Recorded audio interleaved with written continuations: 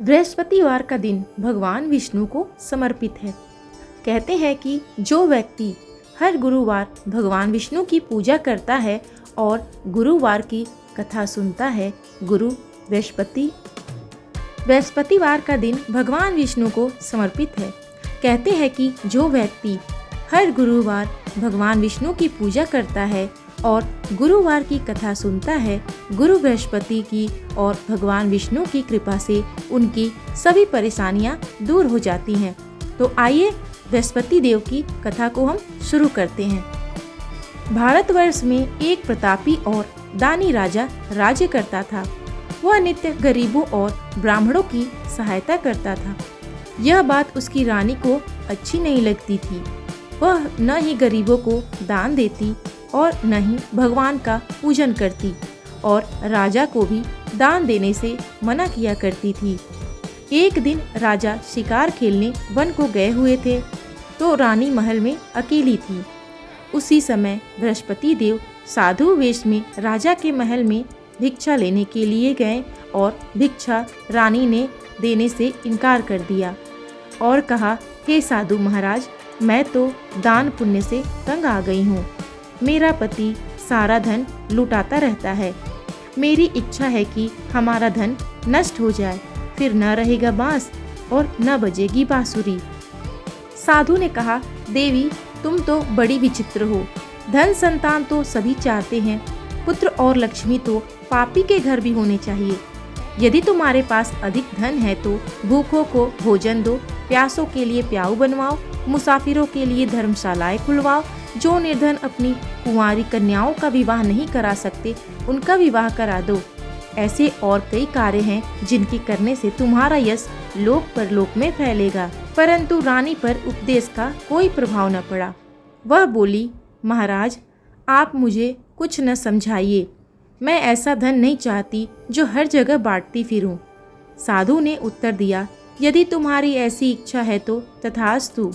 तुम ऐसा करना कि बृहस्पतिवार को घर लीपकर पीली मिट्टी से अपना सिर धोकर स्नान करना, भट्टी चढ़ाकर कपड़े धोना। ऐसा करने से आपका सारा धन नष्ट हो जाएगा।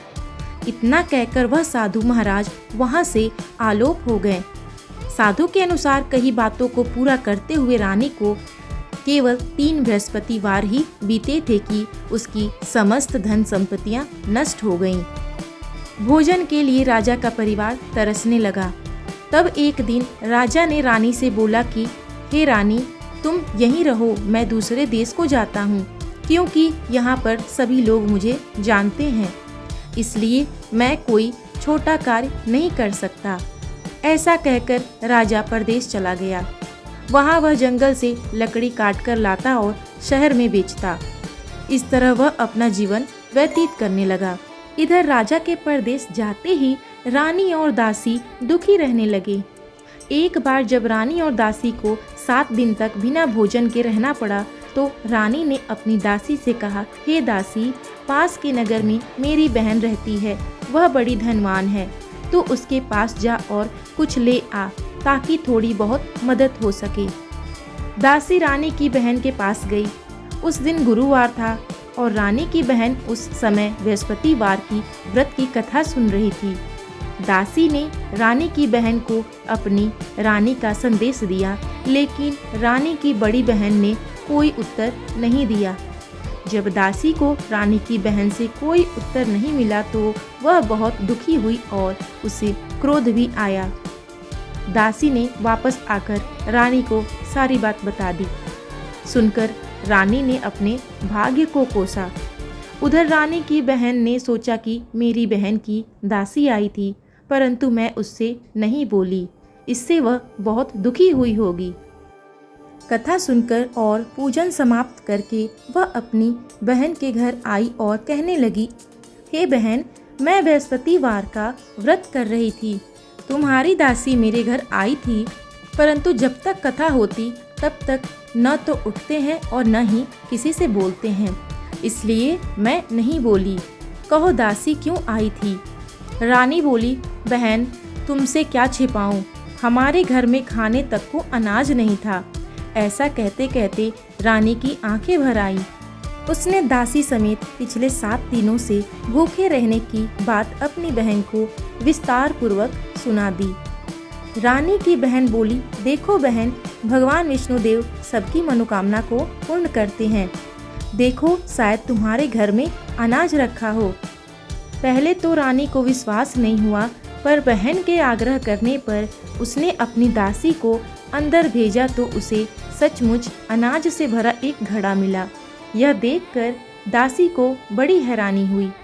दासी रानी से कहने लगी, हे रानी, जब हमको भोजन नहीं मिलता तो हम व्रत ही तो करते हैं, इसलिए क्यों न इससे व्रत और कथा की विधि पूछ ली जाए ताकि हम भी व्रत कर सके।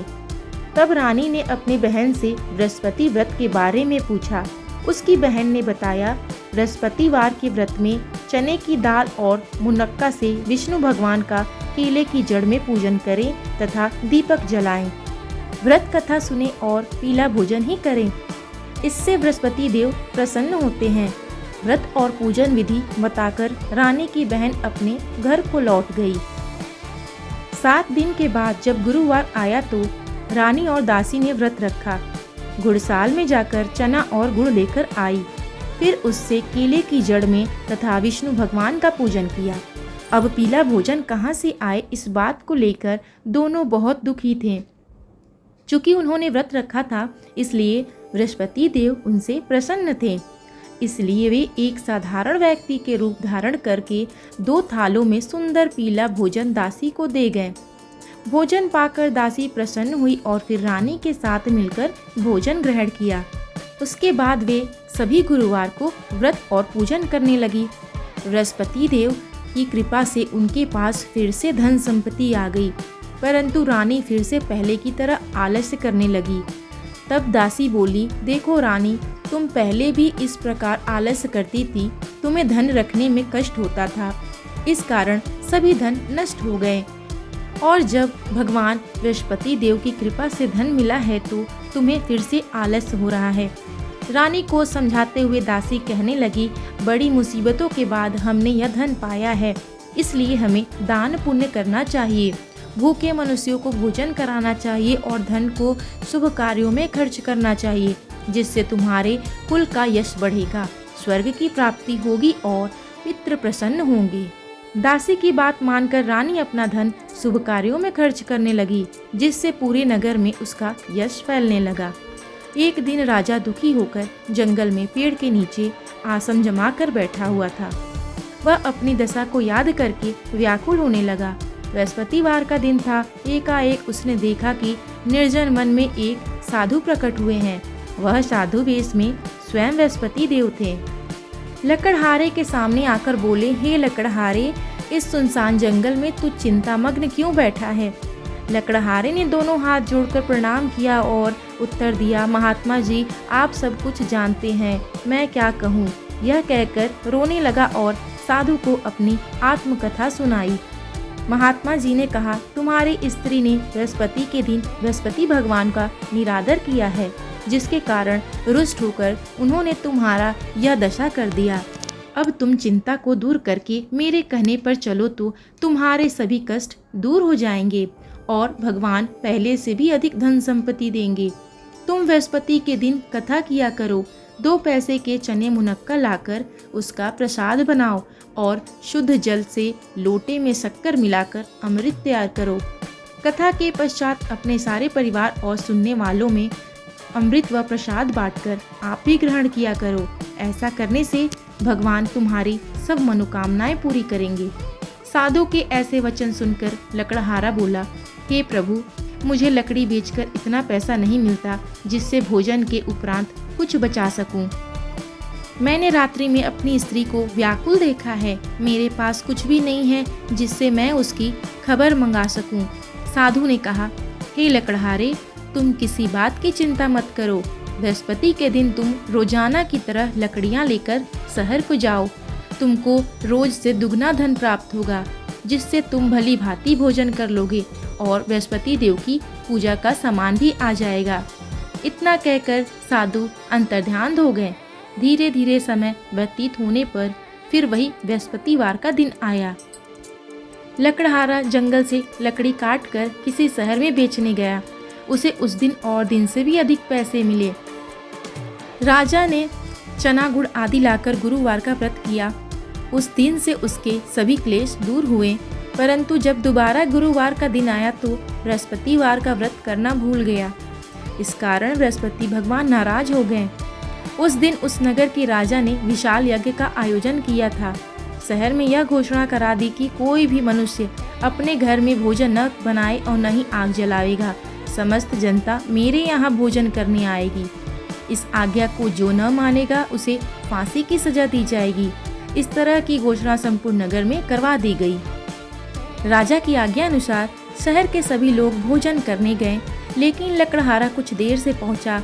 इसलिए राजा उसको अपने साथ घर लिवा ले गए और ले जाकर भोजन करा रहे थे तो रानी की दृष्टि उस खूंटी पर पड़ी जिस पर उसका हार लटका हुआ था। वह वहां पर दिखाई नहीं दिया। रानी ने निश्चय किया कि मेरा हार इस मनुष्य ने चुरा लिया है। उसी समय सिपाहियों को बुलाकर उसको कारागार में डलवा दिया। जब लकड़हारा कारागार में पड़ गया और बहुत दुखी होकर विचार करने लगा कि न जाने कौन से पूर्व जन्म के कर्म से मुझे यह दुख प्राप्त हुआ है, और उस साधु को याद करने लगा जो उस जंगल में मिला था। उसी समय तत्काल बृहस्पति देव साधु के रूप में प्रकट हुए और उसकी दशा को देखकर कहने लगे, अरे मूर्ख, तूने बृहस्पति देव की कथा नहीं कही, इस कारण तुझे दुख प्राप्त हुआ है। अब चिंता मत कर, बृहस्पतिवार के दिन कारागार के दरवाजे पर 4 पैसे पड़े मिलेंगे। उनसे तू बृहस्पति की पूजा करना, तेरे सभी कष्ट दूर हो जाएंगे। बृहस्पति के दिन उसे 4 पैसे मिले। लकड़हारे ने कथा कही। उसी रात्रि को बृहस्पति देव ने उस नगर के राजा को स्वप्न में कहा, हे राजा, तुमने जिस आदमी को कारागार में बंद किया है वह निर्दोष है, वह राजा है, उसे छोड़ देना। रानी का हार उसी खूंटी पर लटका है। अगर तू ऐसा नहीं करेगा तो मैं तेरे राज्य को नष्ट कर दूंगा। इस तरह रात्रि के स्वप्न को देखकर राजा प्रातःकाल उठा और खूंटी पर हार देखकर लकड़हारे को बुलाकर क्षमा मांगी तथा लकड़हारे को योग्य सुंदर वस्त्र आभूषण देकर विदा कर दिया। बृहस्पति देव की आज्ञा अनुसार लकड़हारा अपने नगर को चल दिया। राजा जब अपने नगर के निकट पहुंचा तो उसे बड़ा आश्चर्य हुआ। नगर में पहले से अधिक बाग, तालाब, कुएं और बहुत सारी धर्मशालाएं, मंदिर आदि बन गई हैं।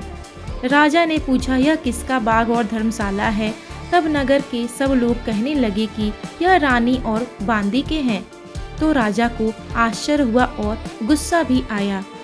जब रानी ने यह खबर सुनी कि राजा आ रहे हैं तो उन्होंने बांदी से कहा कि हे दासी, देख, राजा हमको कितनी बुरी हालत में छोड़ गए थे। हमारी ऐसी हालत देखकर वह लौट न जाए, इसलिए तू दरवाजे पर खड़ी हो जा। आज्ञा अनुसार दासी दरवाजे पर खड़ी हो गई। राजा आए तो उन्हें अपने साथ लिवा लाई। जब राजा ने क्रोध करके अपनी रानी से पूछा, यह धन तुम्हें कैसे प्राप्त हुआ? तब उन्होंने कहा, यह हमें सब धन बृहस्पति देव के व्रत के प्रभाव से प्राप्त हुआ है। राजा ने निश्चय किया कि 7 रोज बाद तो सभी बृहस्पति देव का पूजन करते हैं, परंतु मैं प्रतिदिन दिन में 3 बार कहानी तथा रोज व्रत किया करूँगा। अब हर समय राजा के दुपट्टे में चने की दाल बंधी रहती तथा दिन में 3 बार कहानी कहता। एक रोज राजा ने विचार किया कि चलो अपनी बहन के यहाँ हो आए। इस तरह निश्चय कर राजा घोड़े पर सवार हो अपनी बहन के यहाँ को चलने लगा। मार्ग में उसने देखा कि कुछ आदमी एक मुर्दे को लिए जा रहे हैं। उन्हें रोककर राजा कहने लगा, अरे भाइयों, मेरी बृहस्पति देव की कथा सुन लो। वे बोले, लो, हमारा तो आदमी मर गया है, इसको अपनी कथा की पड़ी है। परंतु कुछ आदमी बोले, अच्छा कहो, हम तुम्हारी कथा भी सुनेंगे। राजा ने दाल निकाली और जब कथा आधी हुई तो मुर्दा हिलने लगा, और जब कथा समाप्त हो गई तो राम राम करके मनुष्य उठकर खड़ा हो गया। आगे मार्ग में उसे एक किसान खेत में हल चलाता मिला। राजा ने उसे देखा और उससे बोला, अरे भैया, तुम मेरी बृहस्पतिवार की कथा सुन लो। किसान बोला, जब तक मैं तेरी कथा सुनूंगा तब तक 4 हरैया जोत लूंगा। जा अपनी कथा किसी और को सुनाना। इस तरह राजा आगे चलने लगा। राजा के हटते ही बैल पछाड़ खाकर गिर गए तथा किसान के पेट में बड़ी जोर से दर्द होने लगा। उस समय उसकी माँ रोटी लेकर आई और उसने जब अपने बेटे को देखा तो सब हाल पूछा और बेटे ने सभी हाल कह दिया। तो बुढ़िया दौड़ी दौड़ी उस घुड़सवार के पास गई और बोली, मैं तेरी कथा सुनूंगी, तू अपनी कथा मेरे खेत पर चल के कहना।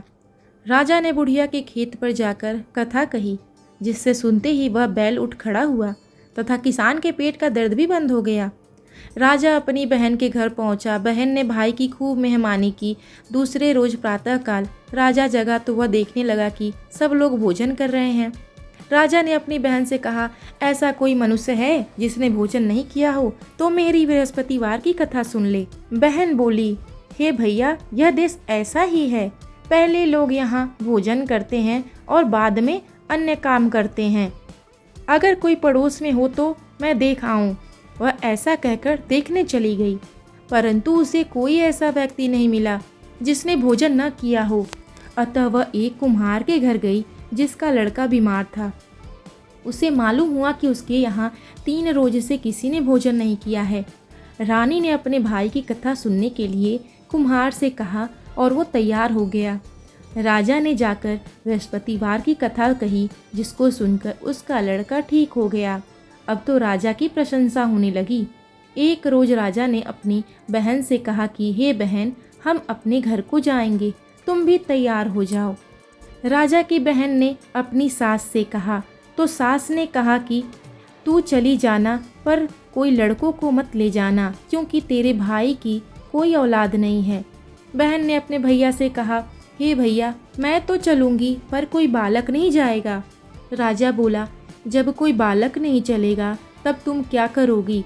बड़े दुखी मन से राजा अपने नगर को लौट आया। राजा ने अपनी रानी से कहा, हम निर्वंशी हैं, हमारा मुंह देखने का धर्म नहीं है, और कुछ भोजन आदि नहीं किया। रानी बोली, हे प्रभु, बृहस्पति देव ने हमें सब कुछ दिया है, वह हमें औलाद अवश्य देंगे। उसी रात को बृहस्पति देव ने राजा के स्वप्न में कहा, हे राजा, उठ, सभी सोच त्याग दे, तेरी रानी गर्भ से है। राजा की यह बात सुनकर बड़ी खुशी हुई। 9वें महीने में उसके गर्भ से एक सुंदर पुत्र पैदा हुआ। जब राजा बोला, हे रानी, स्त्री बिना भोजन के रह सकती है, पर बिना कहे नहीं रह सकती। जब मेरी बहन आवे तो तुम उसे कुछ मत कहना। रानी ने सुनकर हाँ कर दिया। राजा की बहन ने बोली, भाभी, मैं इस प्रकार न कहती तो आपको औलाद कैसे मिलती। बृहस्पति देव ऐसे ही हैं, जैसे जिनके मन में कामनाएं होती हैं सभी को पूर्ण करते हैं। जो सद्भावना पूर्वक बृहस्पतिवार का व्रत करता है एवं कथा पढ़ता है और दूसरों को सुनाता है, बृहस्पति देव उसकी सभी मनोकामनाएं पूर्ण करते हैं। भगवान विष्णुदेव उसकी सदैव रक्षा करते हैं। संसार में जो मनुष्य सद्भावना से भगवान जी का पूजन व्रत सच्चे हृदय से करते हैं तो उसकी सभी मनोकामनाएं पूर्ण करते हैं। जैसी सच्ची भावना से रानी और राजा ने उनकी कथा का गुणगान किया तो उनकी सभी इच्छाएं बृहस्पति देव ने पूर्ण की थी। इसलिए पूर्ण कथा सुनने के बाद प्रसाद लेकर जाना चाहिए। हृदय से उनका मनन करते हुए जय जयकार बोलना चाहिए। अब इस कथा के बाद जरूरी है कि हम भगवान विष्णु की आरती जरूर करें। तो चलिए आरती शुरू करते हैं। ओम जय बृहस्पति देवा, स्वामी जय बृहस्पति देवा। छिन छिन भोग लगाऊं, छिन छिन भोग लगाऊं, फल और मेवा। ओम जय बृहस्पति देवा। तुम पूर्ण परमात्मा, तुम अंतर्यामी, जगत पिता जगदीश्वर, जगत पिता जगदीश्वर, तुम सबके स्वामी। ओम जय बृहस्पति देवा। चरणामृत निज निर्मल, सब पातक हरता, सकल मनोरथ दायक, सकल मनोरथ दायक, कृपा करो भरता।